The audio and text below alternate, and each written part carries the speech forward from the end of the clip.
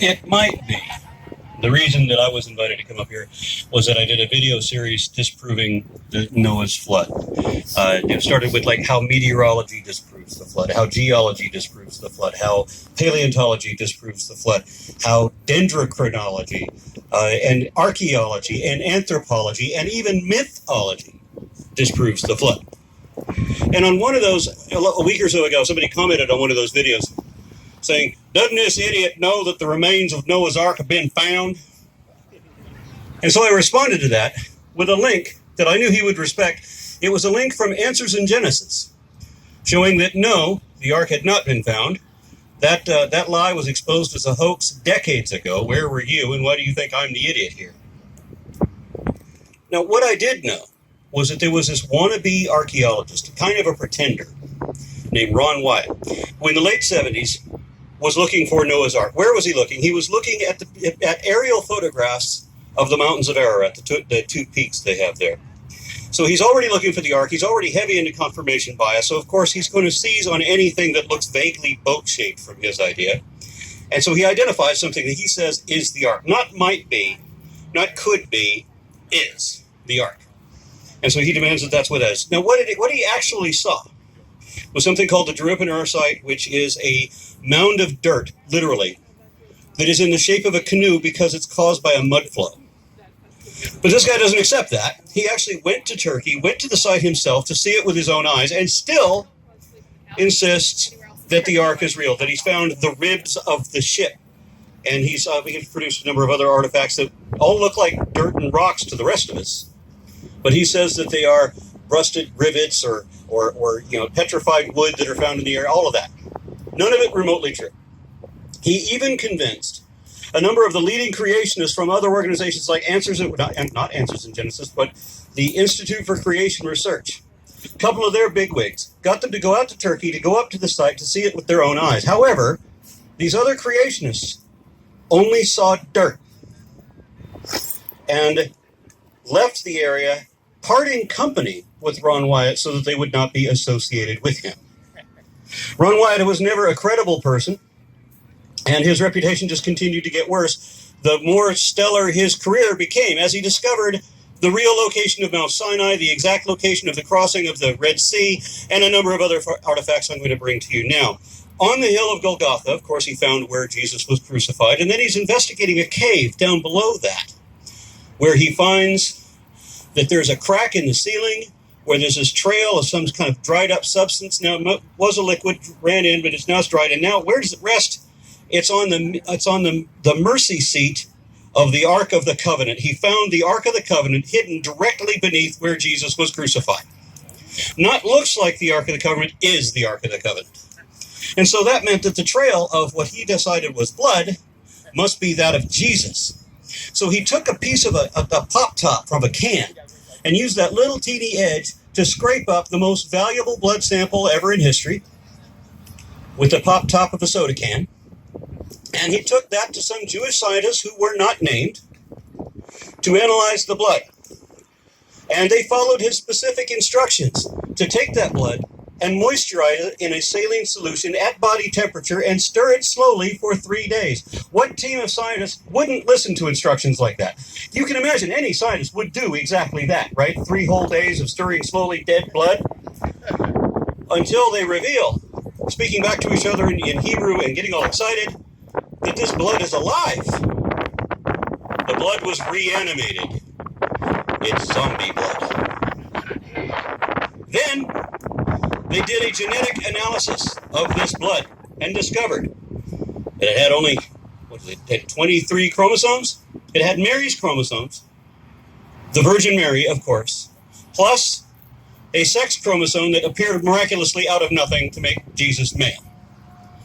Now, some of us might want to see those studies.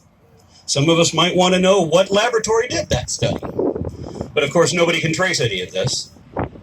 And Ron Wyatt allegedly kept some of this blood from his pop top so that when other people come to visit his house with a microscope, he could whip out Jesus's actual blood that he didn't surrender to anybody else. He has a lot of artifacts, including the bones of giants and other such things, that he says have been tested, so you don't need to test it again. We certainly don't need to test it in any way that can be documented.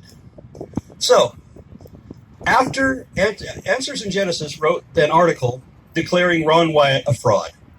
And I have to give him credit for that. I mean, how often do creationists point out the frauds in other creationists? There's a handful of them. Kent Hovind is one that was called out as a fraud. Dr. Carl Baugh is another one. There's two people that just pretend to be doctors. But why wouldn't Answers in Genesis call out Ron Wyatt as a fraud when Institute for Creation Research and two other creationist organizations had already done that? Answers in Genesis can't be backing up somebody who's been proven false. So Answers in Genesis has called out a couple of other frauds, like Dr. Javier Cabrera, who is the dentist in Peru who paid these natives to carve out these artifact stones that were artificially aged to become, where he could sell them as pre-Columbian artifacts showing people riding around on dinosaurs. Answers in Genesis called them out too. But again, they did that after his fraud was already revealed on national television. So they only call out the frauds when the frauds are proven, because they want to maintain a make-believe situation. Ken Ham has already said that if you want to believe in salvation, which is the back half of the Bible, then you got to believe in creation, which is the front half of the Bible, which means you have to believe with all your might. He's talking about make-believe. He's not talking about anything that is factually accurate. He said in an argument or a debate with Hugh Ross, he said he's seen the evidence of an old earth. He simply rejects it. In a matter that he describes as God glasses, we would use the word confirmation bias, where Ken Ham says you can ignore all the evidence. He doesn't phrase it this way. He said you can just ignore all the evidence in favor of the folklore. You believe the Bible and then ignore everything else that gets in the way. That's what he wants you to do. And he thinks that's justified, and he thinks that's honest. And Answers in Genesis, you can look it up on their website. They have a statement in their statement of faith where they say that no evidence of any kind on history, or geology, or anything else can be valid if it contradicts their interpretation of the Bible. So all they want to do, and the reason that they built this damn thing, Noah's Ark replica, is because they want to convince the next generation of people who are going to give Ken Ham another $100 million for his next project, which I understand now is supposed to be the Tower of fucking Babel. I've been on the observation deck of the Burj Khalifa. God didn't seem to be pissed about that.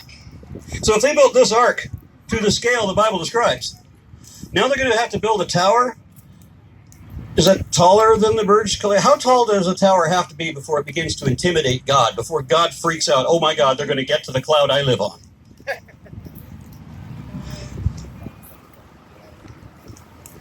And I don't have a way to follow this up other than to say that everything that this organization does, Answers in Genesis, is the leading producer of propaganda for pseudoscience, opposing science, and disrupting education because they want to mislead and deceive innocent children, and they want to take the pensions from little old ladies who are easily convinced or connived or what have you. This is entirely dishonest.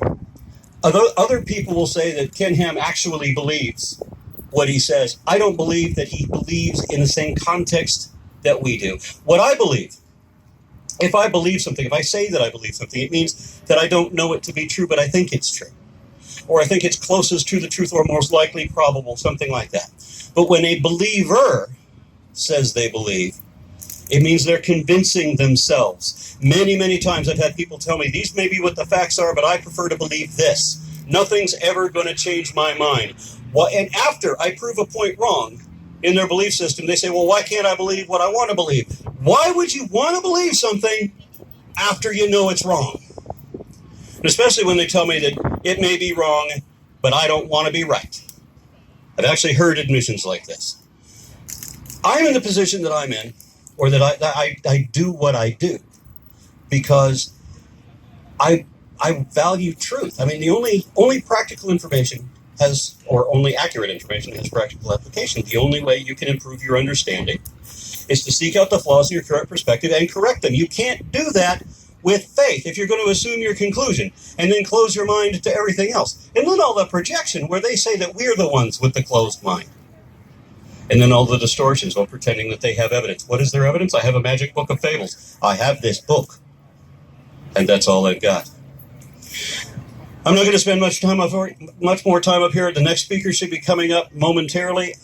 I want to thank you guys for coming out. I want to thank you for having a great movement and making these people notice us again and getting all those dirty looks from all the people in the passing SUVs.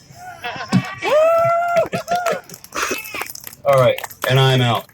Jen?